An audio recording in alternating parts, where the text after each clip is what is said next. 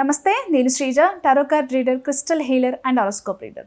ఈ వీడియోస్లో మనం ద్వాదశ రాశులకి సంబంధించి మే 1వ తారీఖు నుంచి 15వ తారీఖు వరకు ఎలా ఉండబోతుందో టారో కార్డ్ ద్వారా తెలుసుకుందాము.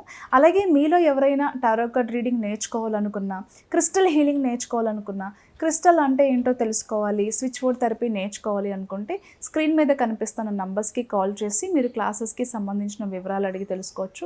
దాంతోపాటుగా వ్యక్తిగతంగా ఎవరికైనా టారో కార్డ్ రీడింగ్ తెలుసుకోవాలి అనుకున్నా, క్రిస్టల్ సజెషన్ తీసుకోవాలనుకున్నా దయచేసి అపాయింట్మెంట్ ద్వారా సంప్రదించవచ్చు. సింహరాశి టారో కార్డ్ ప్రిడిక్షన్స్ చూద్దాము. సింహరాశికి సంబంధించి బిజినెస్ చేస్తున్న వాళ్ళు ఎవరైతే ఉన్నారో చాలా అనుకూలంగా ఉండబోతున్నాయి. చాలా పెద్ద ఎత్తులో లాభాలు చూస్తారు. ఎప్పటి నుంచో మీరు ఎదురు చూస్తున్న ఒక శుభ సమయం ఆసన్నమైందని చెప్పచ్చు. చాలామందికి ఆల్రెడీ ఒక బ్రాంచ్లో సక్సెస్ అయ్యి ఇంకొక బ్రాంచ్ స్టార్ట్ చేయాలి, ఎలా అయినా ఈ ప్రాంతంలోనే చేయాలి అని చెప్పి ప్రతి ఒక్కరికి ఒక ఫేవరెట్ స్పాట్ అనేది ఉంటుంది. అంటే ఇక్కడ బిజినెస్ స్టార్ట్ చేస్తే మనం కూడా వీళ్ళందరితో పాటు మంచి కాంపిటీటర్ అవ్వచ్చు, మార్కెట్లో మనకు కూడా ఒక మంచి స్థాయి వస్తుంది కదా అని చెప్పి చాలామంది ఆల్రెడీ ఉన్న బిజినెస్ని ఇంకా ఎక్స్పాండ్ చేసి ఎక్కడైనా ఇంకొక బ్రాంచ్ స్టార్ట్ చేయాలి అనుకునే వాళ్ళకి టైం చాలా అనుకూలంగా ఉంది. అలాగే ప్రాపర్టీ మీద ఇన్వెస్ట్ చేసి ఇంట్లో పిల్లల పేర్ల మీద కావచ్చు, భార్య పేరు మీద కావచ్చు, లేకపోతే కుటుంబ సభ్యులు ఎవరి పేరు మీద అయినా సరే మీరు ఇన్వెస్ట్మెంట్స్ చెయ్యాలి అని అనుకుంటారు. చాలా దూరంగా ఫ్యూచర్ గురించి ఆలోచించి ల్యాండ్స్ మీద ఇన్వెస్ట్ చేస్తే బాగుంటుంది కదా అని చెప్పి ఒక డెసిషన్ తీసుకుని ఖచ్చితంగా మల్టిపుల్ ప్రాపర్టీస్ మీద మీరు ఇన్వెస్ట్మెంట్ చేసే అవకాశాలు అయితే కనిపిస్తున్నాయి. అంతేకాకుండా సొంత ఇంటి కళ, ప్రతి ఒక్కరికి ఒక డ్రీమ్ హౌస్ కళ అనేది ఉంటుంది కదా. మేబీ ఎవరైనా హౌస్ కన్స్ట్రక్షన్ స్టార్ట్ చేయాలి అని అనుకున్నా దానికి సంబంధించి ఒక నిర్ణయం అయితే తీసుకుంటారు ఖచ్చితంగా. అలాగే ఎవరైనా సరే చిన్నింట్లో ఉంటున్నాము, ఇంకా పెద్దింటికి మూవ్ అవ్వాలి, లేకపోతే రెంటెడ్ హౌస్లో ఉంటున్నాము, ఓన్ ఫ్లాట్ కొనుక్కోవాలి అనుకునే వాళ్ళు ఖచ్చితంగా మీ కళ ఈ నెలలో ఖచ్చితంగా నెరవేర్చుకుంటారు. మీకు నచ్చిన డ్రీమ్ హౌస్ అలాగే ప్రాపర్టీస్ మీద ఇన్వెస్ట్మెంట్ చేసే స్థాయిని మీరు చేరుకుంటారు. ఖచ్చితంగా ఇన్వెస్ట్మెంట్స్ చేస్తారు.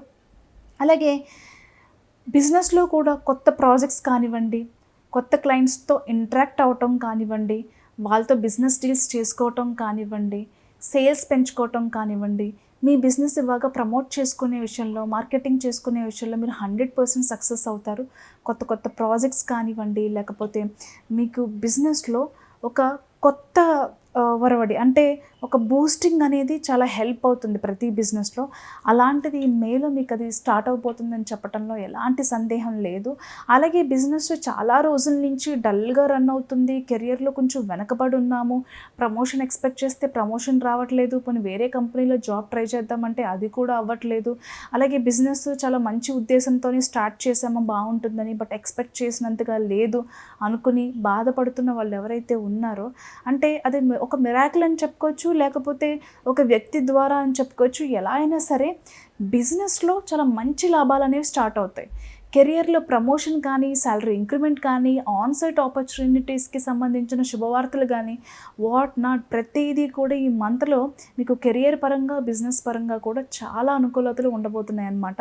కెరియర్ చేంజ్ కోసం కానివ్వండి, జాబ్ చేంజ్ కోసం ఎదురు చూసే వాళ్ళు కూడా శుభవార్తలు వినే అవకాశం కనిపిస్తుంది. ఎమోషనల్గా బ్యాలెన్స్డ్గా ఉండడానికి ఎక్కువ ప్రయత్నాలు చేయండి.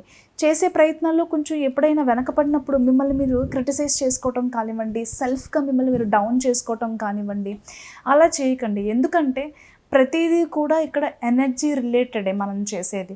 మీరు మంచిగా ఆలోచిస్తే అంత మంచి జరుగుతుంది. ఎప్పుడు సెల్ఫ్ క్రిటిసైజ్ చేసుకుంటే సెల్ఫ్గా మీరు నెగిటివిటీని ఎక్కువ డెవలప్ చేసుకునే వాళ్ళు అవుతారు. కాబట్టి ఏం చేసినా ఎప్పుడు కూడా పాజిటివ్ మైండ్తోనే ఉండడానికి ఎక్కువ ప్రయత్నం చేయండి.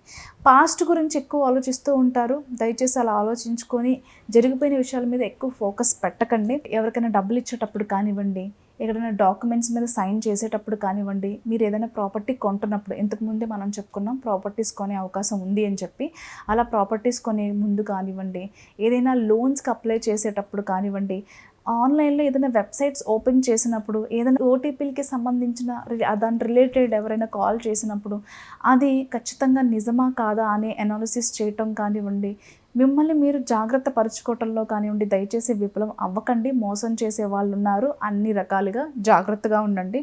అలాగే ఎవరేం చెప్పినా సరే వెంటనే రియాక్ట్ అవ్వకుండా దయచేసి అది నిజమా అబద్ధమా అని తెలుసుకునే ప్రయత్నం చేయండి.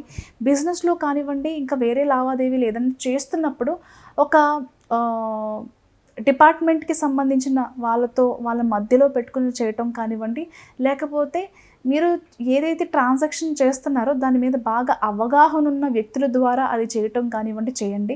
అంతేకాకుండా మీ కుటుంబ సభ్యుల్లో కానివ్వండి, మీ వెల్ విషెస్లో కానివ్వండి, కొంచెం పెద్దవాళ్ళు ఎవరైతే ఉన్నారో వాళ్ళ సలహా తీసుకోవటం, ఇలాంటి ట్రాన్సాక్షన్స్లో మీరు చేస్తుంది కరెక్టా కాదా అని మిమ్మల్ని కొంచెం గైడ్ చేసేవాళ్ళు మీ లైఫ్లో ఉండటం అనేది చాలా ఇంపార్టెంట్. అలాంటి వ్యక్తులు ఎవరైతే ఉన్నారో దయచేసి వాళ్ళ సహాయం అయితే తీసుకోండి. All the best.